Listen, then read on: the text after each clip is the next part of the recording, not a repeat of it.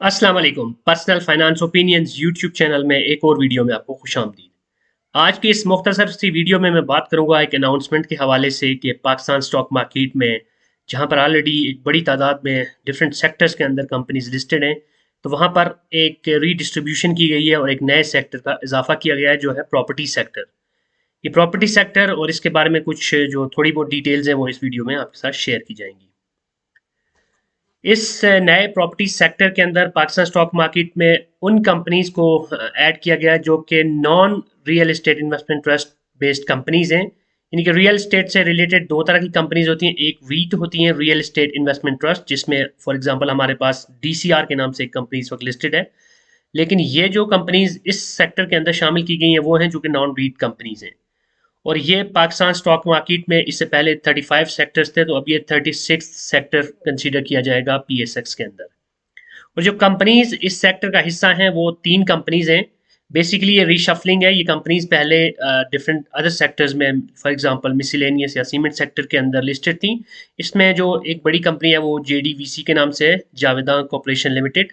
और ये कंपनी 2010 तक सीमेंट कंपनी थी, लेकिन बाद में इन्होंने अपने सीमेंट के बिजनेस को ख़त्म कर दिया और जो अपना इनके पास जो भी प्रॉपर्टी थी उसके ऊपर ये फिर प्रॉपर्टी के बिजनेस में आ गए और नया नाजमाबाद के नाम से एक काफ़ी मशहूर इनका प्रोजेक्ट है। तो ये कंपनी अब सीमेंट सेक्टर के बजाय प्रॉपर्टी सेक्टर का पार्ट होगी। इसके बाद टीपीएलपी के नाम से एक कंपनी है, टीपीएल प्रॉपर्टीज लिमिटेड, जो कि प्रॉपर्टी रिलेटेड बिजनेस के अंदर है। और ये कंपनी पहले मिसलेनियस सेक्टर के अंदर थी और अब ये कंपनी भी प्रॉपर्टी सेक्टर का हिस्सा होगी।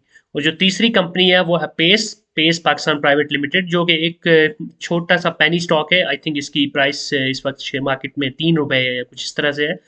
लेकिन ये भी मिसलेनियस के अंदर रजिस्टर्ड थी, लेकिन जिसका प्राइमरी बिजनेस था वो प्रॉपर्टी से रिलेटेड था और अब ये भी प्रॉपर्टी सेक्टर का हिस्सा होगी। तो ये थी एक मुख्तसर सी वीडियो जिसमें आपके साथ ये मालूमात शेयर की गई इस नए सेक्टर के हवाले से। और बेसिकली आपके जो शेयर्स हैं उसकी जो ट्रेडिंग है या उसकी जो भी इस वक्त मार्केट के अंदर करंट सिचुएशन है, ऐसा सच उसके ऊपर इसका कोई इम्पैक्ट नहीं पड़ेगा। लेकिन ये एक प्रॉपर अलाइनमेंट या प्रॉपर अरेंजमेंट की गई है ताकि जो कंपनी जिस सेक्टर का हिस्सा है उसी के अंदर लिस्ट हो।